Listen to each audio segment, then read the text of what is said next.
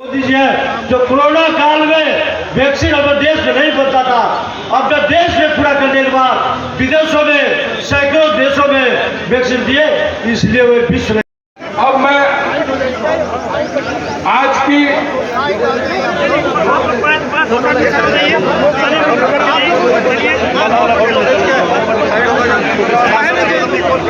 माननीय विधायकगण सभी लोग का मैं हार्दिक अभिनंदन स्वागत करता हूं। देखिए मेरा समय, मैं जा रहा हूं और फिर नामांकन देकर यहां पर उपस्थित हो रहा हूं और सभी लोग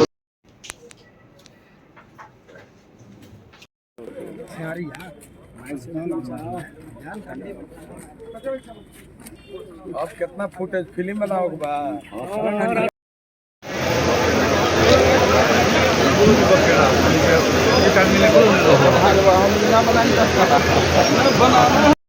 एक वाल्मीकि नगर लोकसभा में स्थान भरने के लिए एक अभ्यर्थी के रूप में नाम निर्देशित हुआ। ईश्वर की शपथ लेता हूँ कि पूरी तरह से पुष्टि करता हूँ कि मैं विधि द्वारा स्थापित भारत के संविधान के प्रति सच्ची श्रद्धा और निष्ठा रखूँगा और मैं भारत की संप्रभुता और अखंडता को बनाए रखूँगा।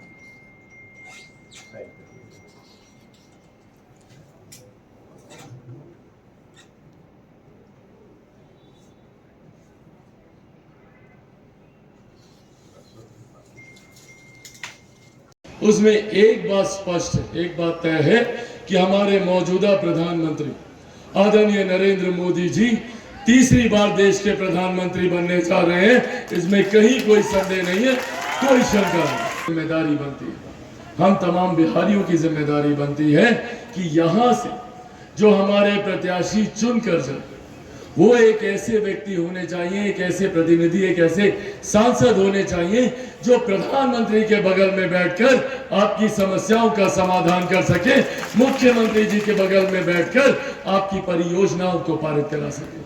साथियों, आज की तारीख में हमारे विकसित देश का संकल्प ना सिर्फ लिया बल्कि उस दिशा में कार्य भी किया। जिस तरीके से आज भारत की अर्थव्यवस्था मजबूत हुई है, आज से पहले हम में से कोई नहीं जानता था, आज से 10 साल पहले, कि भारत की अर्थव्यवस्था कौन से पायदान पर है। पर पिछले 10 सालों में आज हम लोग को गर्व होता है ये कहते हुए कि भारत की अर्थव्यवस्था दुनिया की 5वीं सबसे बड़ी अर्थव्यवस्थाओं में है। ये देन हमारे प्रधानमंत्री जी की है। नहीं सोचो, ये वो विकसित भारत के मूल में, उसकी नींव में रखी गई इमारतें। एक शौचालय न सिर्फ महिला के सम्मान से जुड़ा हुआ था, बल्कि एक घर, एक परिवार जो गांव में रहता है उसकी सबसे बड़ी जरूरतों में से था।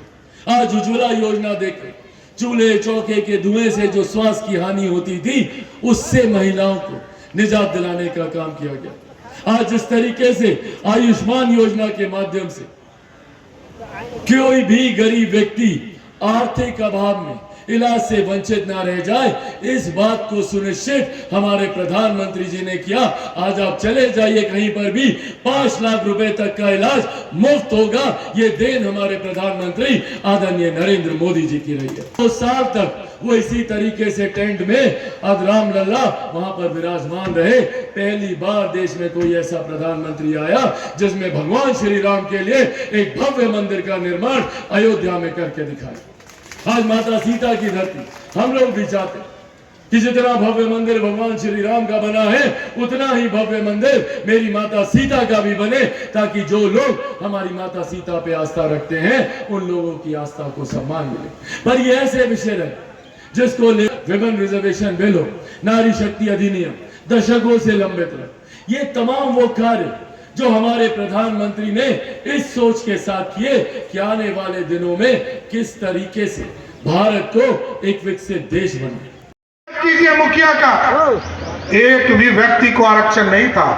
2002 में नगर निकाय का चुनाव हुआ, किसी को आरक्षण नहीं था। लेकिन जैसे ही नीतीश कुमार जी और सुशील मोदी की सरकार बनी, 50% महिलाओं को आरक्षण मिला, 20% अति पिछड़े को आरक्षण मिला और 17% SC ST समाज को मिला। यह है आरक्षण। और लालू जी का आरक्षण क्या है? पहले कहा मेरी पत्नी को उप मुख्यमंत्री बनाओ, फिर कहा मेरा बेटा क्रिकेट नहीं खेल पाया, ये पानी ढोते रह गया बेचारा, इसको उप मुख्यमंत्री बनाओ। फिर कहा कि मेरा दूसरा बेटा जिसने अपनी पत्नी पर अत्याचार किया उसको मंत्री बनाओ, उसको मंत्री बना दिया।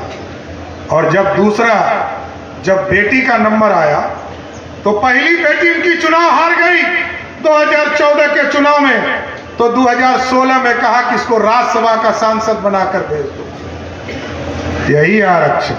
और आजकल एक और बेटी आई है, टूरिस्ट बेटी। जब जंगल राज था ना बिहार में, तो बेटी यहां से पलायन कर गई थी सिंगापुर। और जब नीतीश जी और मोदी जी की जोड़ी बनी और सुशासन स्थापित हो गया, तो अब वो भी चुनाव लड़ने आ गई छपरा के लोकसभा में। अब बताइए आरक्षण देने वाला कौन है? आरक्षण देने वाला इस देश में कोई है तो मोदी और नीतीश कुमार की सरकार, जो सभी वर्गों को आरक्षण देने का काम किया। हंगामा नहीं हुआ, वहां भी रामनवमी का, भगवान राम का डंका पूरे बिहार में बजा, कहीं हंगामा नहीं। जवाब देना होगा राजद के लोगों को।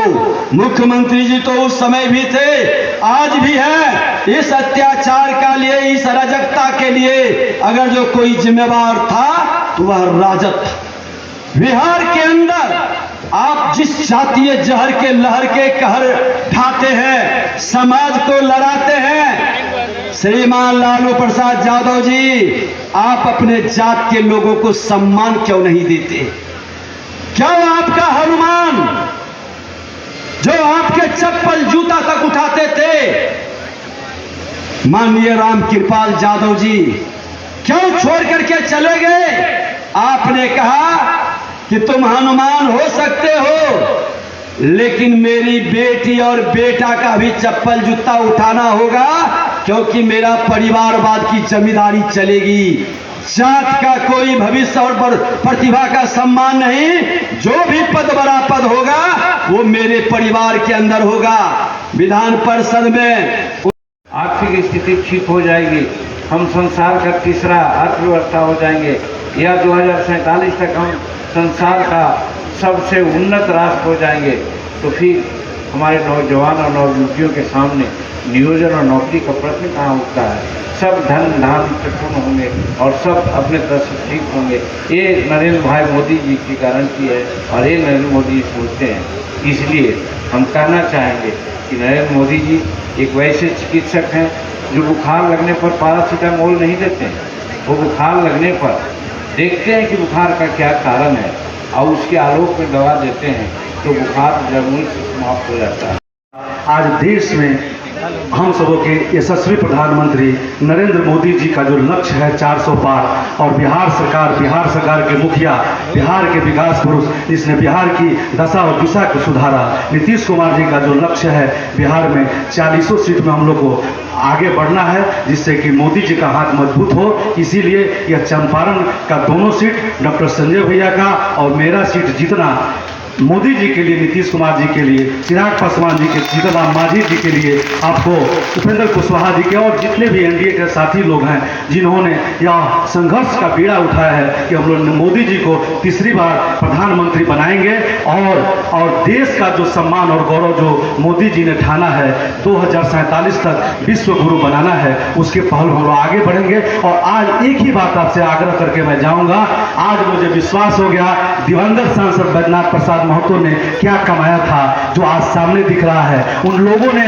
जो बैजनाथ प्रसाद महतो जी ने समाज की हिमायती के लिए जो संघर्ष किया, बैंक की नौकरी से लेकर हर काम को, नौकरी को त्याग करके यहाँ पर जो अपराध बेकाबू था उसको कंट्रोल कैसे किया, शहीदी जत्था बना करके हर जगह रात की रखवाली होता था, उस दिन को सब लोग आज साबित कर दिया। और ऐसे व्यक्ति के बारे में कोई जो ललटेन लेकर चल रहा है और मर्यादित बात बोलता है, तो इसका जवाब तो लोकतंत्र में मत से होता है। अगर साबित हो गया है कि आज लोग मुंहतोड़ जवाब देंगे और हमको और डॉक्टर संजय भैया को भारी मतों से विजयी बनाएंगे। इन्हीं शब्दों